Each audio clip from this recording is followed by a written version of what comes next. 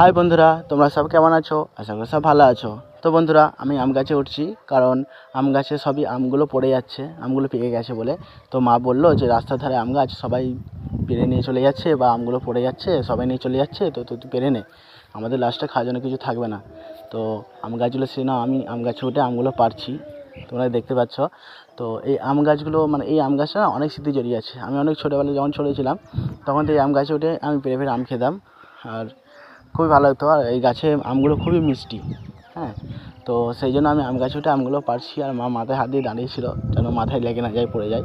তো আমার যা নাড়া দেওয়া হয়ে গেছে, মা বলছে চল আর নাড়া দিতে হবে না, ব্যাস আমি কুড়িয়ে নিই। তো মা কুড়িয়ে নিচ্ছে আমগুলো, তোমরা দেখতে পাচ্ছ। আর আমগুলো খুবই মিষ্টি, ঠিক আছে, আমগুলো খুবই মিষ্টি, আমার খেতে খুবই ভালো লাগে। তো চলো আর কিছু বেশি কথা না বলে পরে নতুন ব্লগে দেখা হচ্ছে তোমাদের সাথে। বাই বাই, সবাই সুস্থ থাকবে, ভালো থাকবে, আর কমেন্ট করে অবশ্যই জানাবে তোমরা কোথা থেকে আমার ভিডিওটা দেখছো। চলো বাই বাই।